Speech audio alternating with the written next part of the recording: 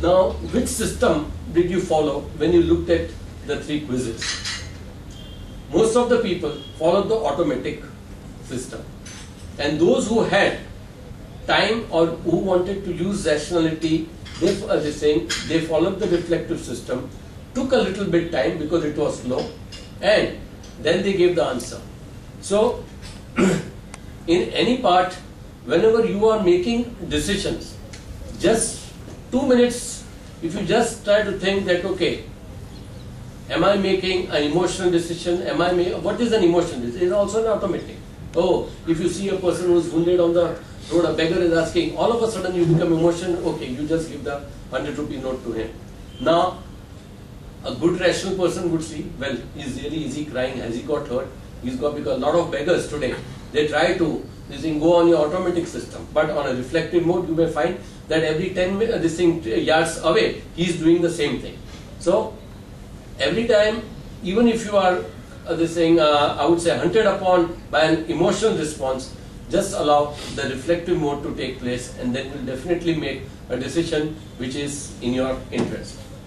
Now there are certain examples.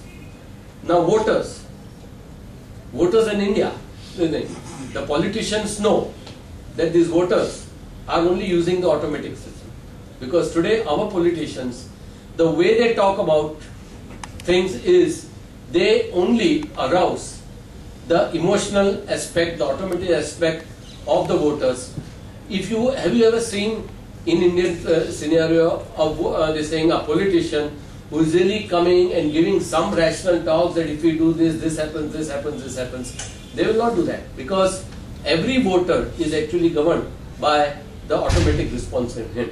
So for them, they are saying, okay, Marathi Manus is something which arouses, oh, okay, now I'm going to give you a vote. Then you close your matches, cricket matches, that arouses votes, because everyone goes by the automatic system.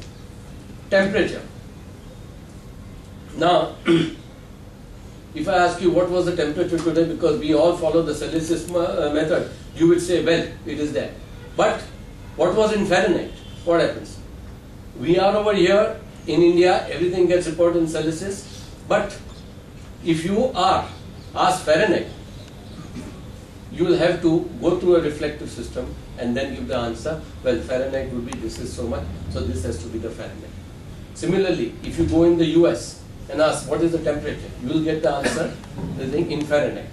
And if you are there, then you will have to find out that how. So at one start, they are saying some people or all of us, sometimes we are using the automatic system because we have been trained into that.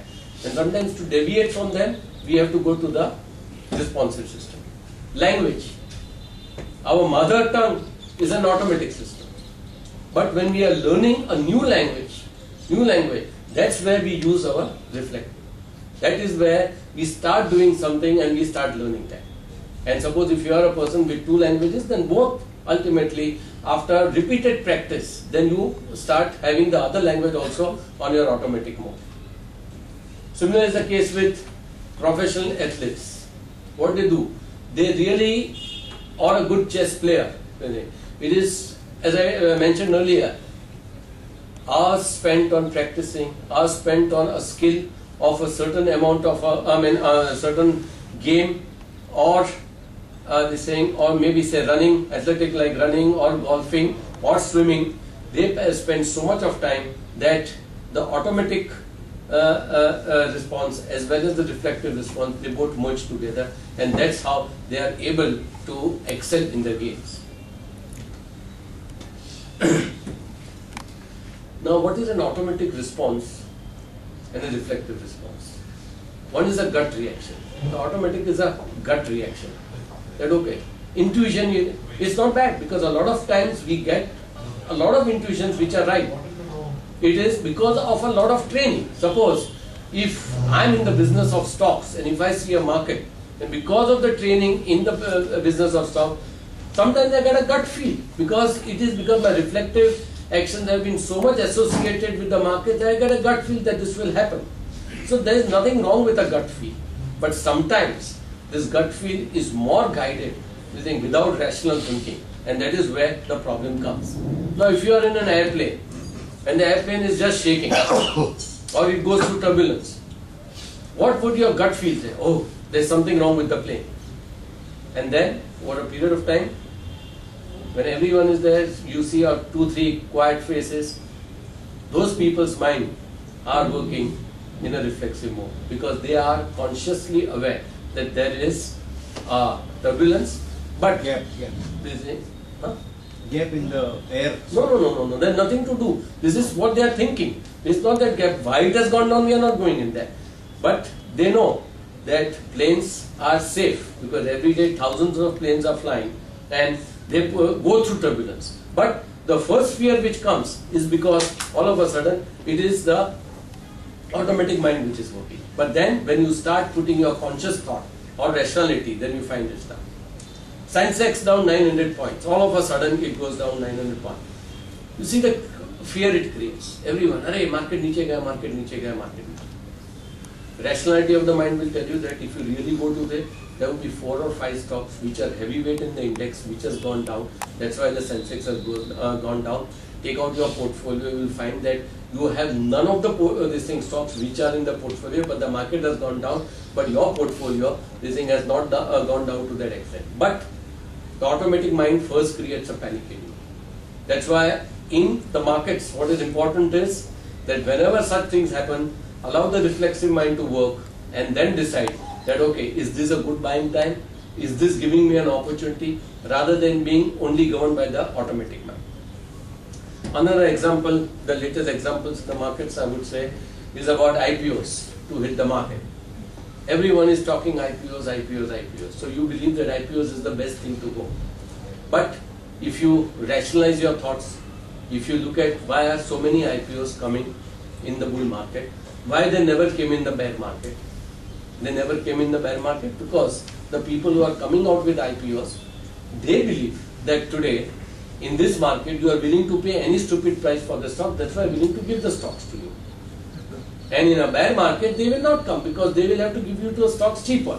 So don't get carried away by the IPOs in the market because you are always going to be governed in the newspapers. Oh, IPOs are there, so many IPOs coming. On the contrary, it should fear you as an investor. So many IPOs coming, so much paper coming in the market. Why should I buy that paper? Because they are trying to dump everything on us because the management wants the money and they want to go away. This is what happened with Reliance Power. Reliance Power came, they gave you at 440 rupees and everyone applied for it and then ultimately it went down.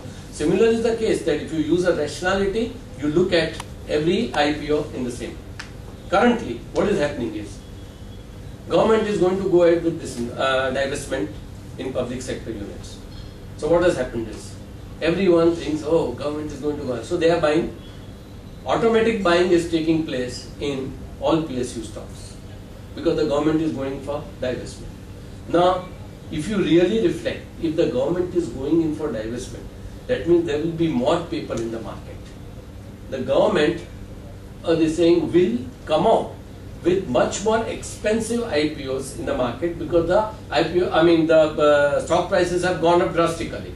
So your rationality would that time prevail. Well, if this is going to happen, then let's be aside because I don't want to be in any government divestment process. And if you see NTPC, the same thing happened.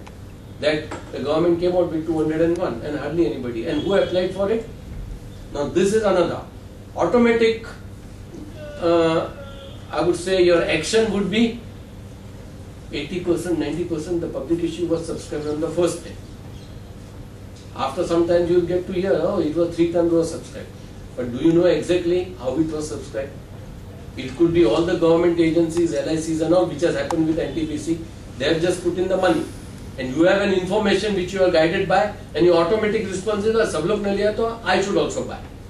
But the rationality of the argument is that if the government stocks have had a big run, and now because of the big run, you are going to get IPOs which are highly priced, do you want to get into them? Last year, India has a big power deficit. Reliance Power's all advertisements talked about India's power deficit, and there was a craze for power stocks. Now, what has a power deficit to do with a power company?